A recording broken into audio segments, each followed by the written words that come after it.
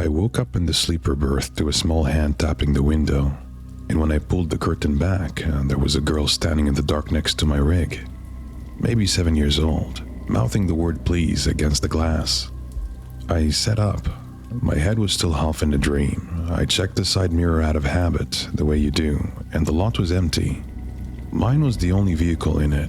No car parked nearby, no headlights on the access road, just her and my truck, and the tree line behind her. I take this stop on purpose. It's a small turnaround off a county route, 12 miles from the interstate, and most nights you won't see another rig pull in. The cell tower out here had been down for a week, which I knew because I checked before I parked. That was the point. After 10 hours of trucks blowing past you on a federal break, quiet is the only thing you pay for with the inconvenience of the drive-in. I keep my daughter's picture clipped to the visor. She would have been 7 this year. I lost her 2 years ago, and for a long time, I used to talk about her on the CB to stay awake on the night runs, which I don't do anymore, but which a lot of people on this route still remember. I leaned toward the window and I said, "Honey, where's your mom?" I said it through the glass, didn't open anything, and she looked up at me and she said my CB handle. She said it the way a kid repeats a word she's been told to say. And she said my daughter's name, her first name, Clear. I sat back against the bunk wall and I didn't move for a long time. I told myself I was still half asleep. I told myself there was an explanation, that maybe somebody on the route had a kid with them, that maybe she'd wandered. None of that held up. There was no other vehicle. There was nowhere for her to have come from, and nobody outside of my family and the funeral was supposed to know that name out loud. She started crying, not a performance cry, the ragged kind where a kid can't quite catch the breath between. It went on for maybe 4 minutes. I sat there with my hand on the curtain and I listened to it, and I didn't open the door. Then a man's voice somewhere behind the cab said, "She's cold, brother, just crack it." He said it gently, like he was doing me a favor. I crawled forward to the driver's seat and I pulled the satellite unit out of the dash holster and I called the dispatch. The screen lit up, connecting, and the number on it wasn't the dispatch number. It was close. The last 2 digits were wrong. It rang once and my night dispatcher picked up. His voice. His exact voice. He said, "Hey Ray, go ahead and help the kid out. It's fine." I hung up. I sat there with the unit in my hand. I could feel my pulse in my fingers. I tried the air brakes. I put my foot on the pedal and then pushed the dash button and nothing released. Somebody had pulled the line on the trailer. That's not a thing a random person knows to do. That is a thing another driver knows to do, quietly, in a dark lot, while you sleep. I reached under the seat and pulled out the tire iron I keep there. I didn't know what I was going to do with it. I just wanted something in my hand. When I sat back up, the girl at the window had gone quiet. She'd taken a step back from the glass, and she was looking up and to her left at somebody I couldn't see, with this small expectant face. She wasn't scared, she was checking in, waiting to be told what to do next. I took a road flare out of the side pocket and I cracked a small vent at the top of the berth, and I fired it out into the lot at an angle, hoping somebody on the highway would see the light and turn off. The flare arced up and came down hissing on the gravel. 3 flares answered from the tree line. 3. 1 on each side of the lot and 1 straight back behind the trailer. A triangle. They went up almost at the same time, like they'd been waiting on the cue. They weren't trying to hide. They were telling me they'd been ready for that move before I made it. The girl walked back to the window, calm. She held something up against the glass with both hands so I could see it. It was my daughter's photo, the one from my visor. I looked up at the visor. The clip was empty. They had been inside the cab while I was asleep. They had unclipped the picture and taken it out, and given it to a child, and put her on the gravel beside my door. She tapped the glass once with the corner of the photo, polite, the way you tap to get someone's attention in a waiting room. I sat very still. I could hear myself breathing and I could hear the engine ticking down, and I could hear somewhere out past the trailer a man laugh once and stop himself. I thought about the access road, half a mile of unlit asphalt to the on-ramp, no shoulder, and whatever they'd wedged under the trailer to come along with me when I rolled. I thought about morning. I thought about how long it would take a county car to come down a road nobody uses, and what I'd look like by the time I got here, and what she would look like against my windshield if I waited them out. The CB crackled. I hadn't touched the CB. It came on by itself, on a channel I had not tuned, and an older voice, calm, almost kind, said, "We've got all night, Ray. She's been practicing your girl's name since Tulsa." I cut through the service alley behind the bakery like I do every Tuesday. Then about 12 feet from me, a man brought a tire iron down on another man's throat. I heard it. That's the part I keep coming back to. Not the sight of it, the sound. Like someone stepping on a wet branch. I went still against the wall. I don't know how long. Long enough that he finished what he was doing. Walked over to me and put his hand inside my coat pocket. He took my wallet out of the inside left. The one I always forget is even there. He held it under the alley light and flipped it open to my license. Then he looked up at my face, then back down at the license, then back at me, and he nodded once like we'd settled something between us. He didn't run. He walked back to the body, picked the tire iron up off the ground, and carried it away like a man carrying a tool home from work. I stood there until my legs worked again. Then I ran 2 blocks to the gas station on Hollis and called the police from the payphone because I didn't trust my hands to dial on my own cell. When the officers came back to the alley with me, there was nobody, no tire iron, no blood that I could point to with any confidence, because the alley is filthy anyway, and the dumpster I'd leaned against had my own prints all over it. I tried to explain. I could hear myself trying to explain. I sounded like a man who had done something and was trying to get ahead of it. The detective was patient at first. He took the report. He asked the right questions. Then he asked if I'd ever been in trouble. And I told him about the bar fight from 3 years ago, because lying would have been worse. His face didn't change, but his voice did. After that, every question had a small second question hiding inside it.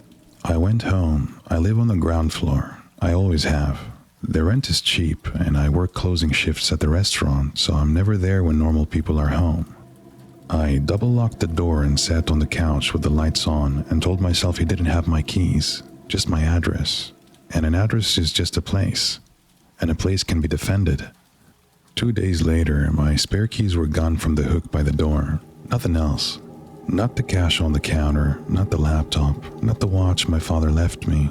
Just the spare keys, lifted clean off a hook 3 feet inside my apartment.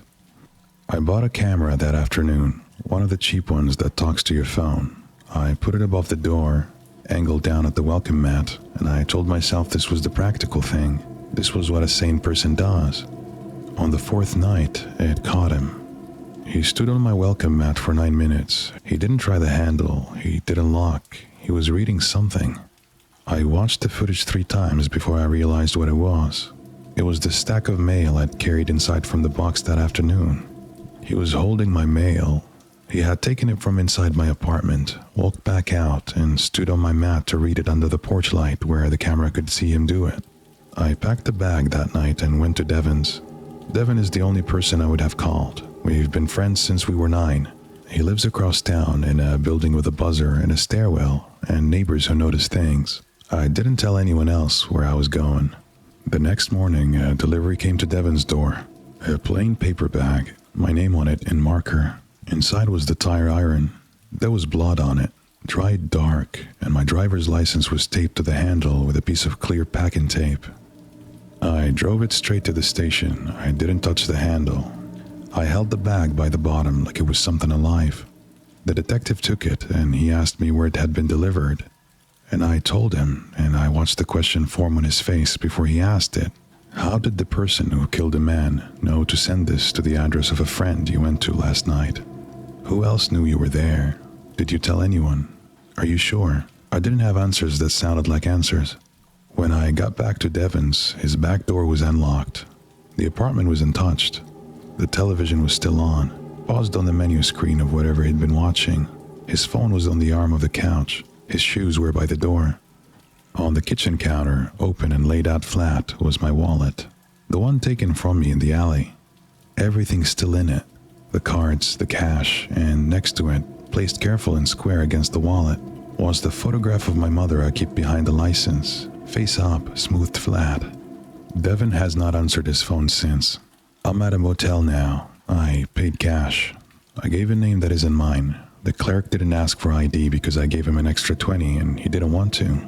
I have not told anyone where I am. I have not used my card. I have not turned my phone on except to check it, and I have checked it because I cannot stop checking it. A few minutes ago, while I was holding it in my hand, the screen lit up with a voicemail notification. The number that left it was my own. I played it. It was 4 seconds long. It said, "We agreed. Don't make me come twice."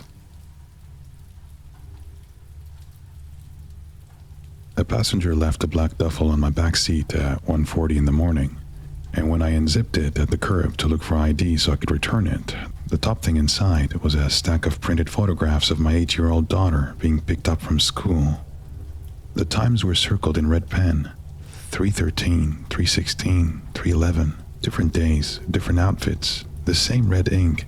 I sat in the driver's seat with the dome light on, and I went through the stack the way you go through mail you already know is bad. 12 photos, maybe 15. Her at the crosswalk, her getting into my ex-wife's car, her trying her shoe on the curb, and then, near the bottom, one that wasn't from the school at all. It was taken through my ex's kitchen window, from inside the house, looking out. I know it was from inside because I could see the curtain edge in the frame, and I could see the corner of the spice rack she keeps by the sink, and I knew when it had to have been taken, because there was only one night that summer when the house was empty and the lights were on inside.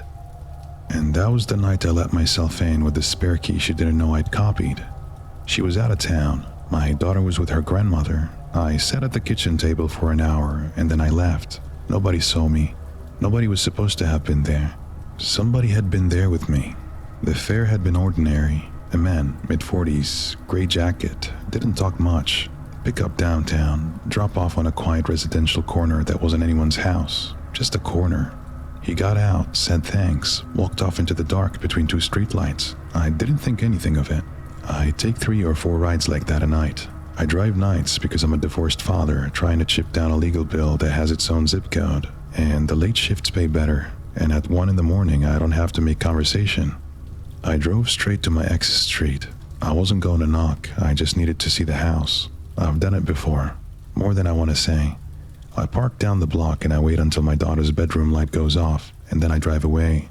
My ex doesn't know, nobody knows. 2 doors down from her house was a city work van, orange cones around it, like a crew had been doing something to the curb. There was a man in the driver's seat. When I rolled past, he looked up and he smiled, and he raised his hand to wave at me. And he said, through his open window, "Hey, Mike," by name, friendly, like we'd met. I kept driving, I didn't slow down. I drove 4 blocks and pulled into a closed gas station, and I sat there with my hands on the wheel. I had a burner phone in the glove box from the early divorce months. When my lawyer told me to keep my personal line clean, I dug it out and I typed a message to my ex's number. "Something's wrong. Watch the house. Don't open the door for anyone." I sent it without a name. 90 seconds later, the rideshare app on my work phone chimed. A new ride request. The pickup address was the gas station I was parked at. The exact intersection. No name on the rider, just initials. I declined it. I drove home. My apartment door was unlocked. I always lock it. I always check it twice because I'm the kind of tired where I don't trust my own hands. Inside, nothing was missing. The TV was where it was. My laptop was on the couch where I'd left it, but the stuffed rabbit my daughter used to sleep with, the one I kept on my bed after she stopped staying over, had been moved. It was on the kitchen table, sitting upright, facing the door. I called my lawyer. The call dropped. I called again. It dropped. The 3rd time it connected and I started to talk, and an email notification slid down across the top of my screen. From an address I didn't recognize. The attachment was the kitchen window photo. My face was circled this time. The subject line said, "Her father was already inside." I didn't sleep. I sat on the couch in my coat until the sun came up, and then I drove to my ex's house in daylight.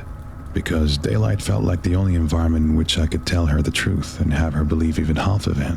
She was already in the driveway when I pulled in. She had an envelope in her hand. She held it up before I'd ever gotten out of the car.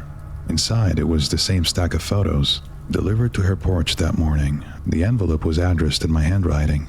I have not written anything by hand in months. I sign receipts, that's it. The address on the envelope was mine. The slant was mine. The way I closed my A's was mine. She wouldn't let me near the house. She wouldn't let me near our daughter. She stood in her own driveway and told me, very quietly, that if I ever came back, she was going to file, and the way she said it, I knew she had already decided. I drove home. I put my phone face down on the kitchen counter because I couldn't stand to look at it. I sat on the floor against the cabinets and I tried to think of one person I could call who wouldn't sound in the retelling like I was lying.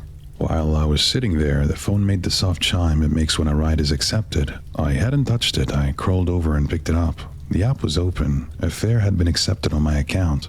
Pickup address, my ex-wife's house. Destination, a turnaround on a county road 40 minutes outside the city, in the woods, that I had never been to. The estimated arrival time at pickup was 11 minutes.